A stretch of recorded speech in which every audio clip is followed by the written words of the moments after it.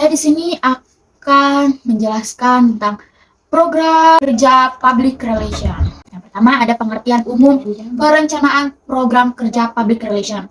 Secara umum, pengertian dari perencanaan program kerja public relation atau humas yaitu terdiri dari semua bentuk kegiatan perencanaan komunikasi baik kegiatan ke dalam maupun keluar antara organisasi dan publiknya yang tujuannya untuk mencapai saling pengertian. Nah, jadi pada dasarnya tujuan umum dari program kerja adalah cara menciptakan hubungan yang harmonis antara organisasi atau perusahaan yang diwakili dengan publik atau khalayak terkait. Tujuan dari proses perencanaan program kerja untuk mengelola berbagai aktivitas public relation tersebut dapat diwujudkan jika ditata dengan baik melalui manajemen humas yang dikelola secara profesional dan dapat dipertanggungjawabkan hasil sasarannya. Next, ada pengertian perencanaan program kerja public relation. Menurut Ruslan 2016 menjelaskan bahwa pada dasarnya tujuan umum dari program kerja dan berbagai aktivitas public relation atau humas adalah cara menciptakan hubungan harmonis antara organisasi atau perusahaan yang diwakilinya dengan publiknya atau stakeholder. Sasaran layak yang terkait, hasil yang diharapkan adalah terciptanya citra positif atau good image, kemauan baik, goodwill, saling menghargai, mutual appreciation, saling timbul pengertian atau mutual understanding, toleransi antara kedua belah pihak. Next, ada pengertian program kerja. Program kerja merupakan susunan rencana kegiatan kerja yang sudah dirancang dan telah disepakati bersama untuk melaksanakan dalam jangka waktu tertentu. Program kerja harus dibuat secara terarah sebab akan menjadi pegangan organisasi dalam mencapai sebuah tujuan. Jadi, program kerja itu harus dipersiapkan secara cermat dan hati-hati agar dapat memberikan hasil yang nyata.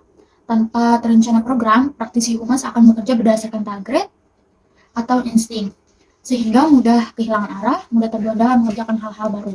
Sementara pekerjaan lama belum tuntas, pada akhirnya praktisi humas akan sulit memastikan sejauh mana kemajuan dan hasil konkret yang telah dicapai. Pada tahap memasang program humas, hal pertama yang harus dilaksanakan adalah memasang tujuan. Selanjutnya ada pengertian perencanaan. Perencanaan atau planning merupakan proses dasar bagi organisasi untuk memilih sasaran dan menetapkan cara untuk mencapainya. Oleh karena itu, bidang kehumasan harus menetapkan tujuan dan sasaran yang hendak dicapai sebelum melakukan proses-proses perencanaan. Ada beberapa alasan perencanaan kehumasan begitu penting. Yang pertama, untuk mengantisipasi perubahan lingkungan teknologi, politik, hukum, dan ekonomi. Kedua, menghadapi perubahan operasional, misalnya menghadapi persaingan, perubahan selera pelanggan, siklus hidup produk, sistem komunikasi, media massa, tenaga kerja, dan relasi bisnis. Yang ketiga, menciptakan tujuan objektif, tujuan target yang ingin dicapai. Selanjutnya ada ruang lingkup program kerja public relation. Pertama, pengertian publication and publicity, yaitu mengenalkan perusahaan kepada publik. Yang kedua, events, yaitu pengorganisasi event atau kegiatan sebagai upaya membentuk citra. Ketiga, news, yaitu pekerjaan seorang public relation dalam menghasilkan produk-produk tulisan yang sifatnya menyebarkan informasi kepada publik. Keempat, community involvement, yaitu public relation harus membuat program-program yang ditujukan untuk mencapai keterlibatan komunitas atau masyarakat sekitarnya. Yang kelima ada identity media, merupakan pekerjaan public relation dalam membina hubungan dengan media atau pers. Keenam ada lobbying, merupakan public relation yang sering dilakukan upaya persuasi dan negosiasi dengan berbagai pihak. Yang terakhir ada social investment, merupakan pekerjaan public relation untuk membuat program-program yang bermanfaat bagi kepentingan dan kesejahteraan sosial. Selanjutnya ada proses perencanaan program kerja public relation. Scott and Cutlip and Allen Center menyatakan bahwa proses perencanaan program kerja humas melalui proses 4 tahapan atau langkah-langkah pokok yang menjadi landasan acuan untuk melaksanakan program kerja kehumasan.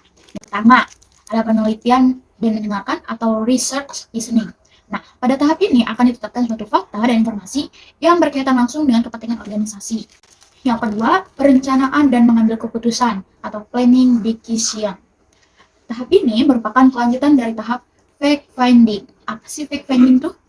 Fact finding adalah proses untuk mengenali dan mendefinisikan masalah yang dihadapi oleh organisasi sebagai dasar acuan untuk penyusunan langkah selanjutnya bagi public relation sebagai masuknya kebijakan bagi pihak manajemen. Atas dasar hasil penelitiannya, seorang petugas humas merencanakan bagaimana sebaiknya dengan memperhatikan faktor-faktor psikologis, sosiologis, keadaan sosial, ekonomi, politik. Pesan dari komunikator dirumuskan agar dapat mencapai tujuan. Yang ketiga ada pelaksanaan atau communication action. tahap komunikasi tidak terlepas dari perencanaan tentang bagaimana mengkomunikasikan dan apa yang dikomunikasikan, sehingga menimbulkan kesan-kesan yang secara efektif mempengaruhi pihak-pihak yang dianggap penting dan berpotensi dalam upaya memberikan dukungan sepenuhnya. Dan terakhir ada evaluasi. Pada tahap ini, Humas mengadakan penilaian terhadap hasil dari program-program kerja atau aktivitas Humas lainnya yang telah dilaksanakan secara efektif.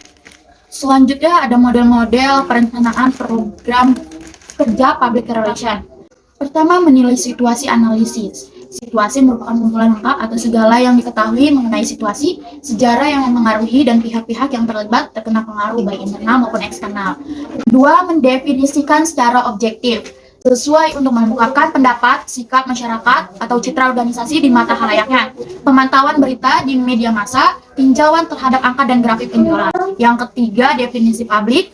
Perencanaan public relation menargetkan dua jenis publik, yaitu publik primer dan publik sekunder. Publik primer itu berhubungan dengan usia, gender, ras, lokasi, dan pendidikan, pendapatan profesi, agama, preferensi konsumen, gaya hidup, dan perilaku produk. Nah, sedangkan publik sekunder berkaitannya dengan publik lain, bisa jadi penting atau bisa juga diabaikan karena keterbatasan sumber daya. Yang keempat, memilih teknik dan bahan. Memilih metode menyampaikan pesan komunikasi kepada audiens, memegang peranan penting dalam menentukan dampak dan efektivitas riset, media relation, printed materials seperti brosur, leaflet, flyers, annual reports, newsletters, dan direct mail. Design and production, bring it all together, branding and consistency, video, DVDs and CD-ROMs, photography, speeches, presentation, using celebrities and spokes people, events, community meetings, advertising, community service announcement, and sponsorship. Anggaran juga mempunyai alasan penyusunan. Yang pertama, mengetahui kebutuhan dana program atau kegiatan. Yang kedua, setelah diketahui kegiatan apa saja yang dilaksanakan, anggaran dapat menjadi pedoman atau daftar kerja. Manajer dapat menilai program kerja yang sesuai dengan perusahaan atau evaluasi manajemen. Nah, yang terakhir ada menyusun laporan. Nah, menyusun laporan itu mempunyai caranya. Nah, yang pertama caranya berdasarkan tingkat liputan. Yang kedua berdasarkan data statistik, peringkat dan jumlah halayak. Ketiga, evaluasi berdasarkan sumber. 4, pengumpulan pendapat. 5, evaluasi berdasarkan umpan balik statistik langsung. 5, umpan media. Nah, yang terakhir yaitu manfaat perencanaan program kerja public relation.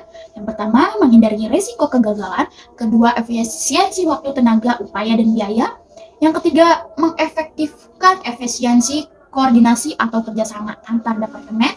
Yang terakhir, menetapkan klasifikasi rencana kerja. Nah, jadi kesimpulannya, perencanaan program kerja public relation adalah fungsi manajemen yang menilai sikap-sikap publik, mengidentifikasi kebijakan-kebijakan, dan prosedur-prosedur dari individu atau organisasi atas dasar kepentingan publik dan melaksanakan rencana kerja untuk memperoleh pengertian dari pengakuan publik.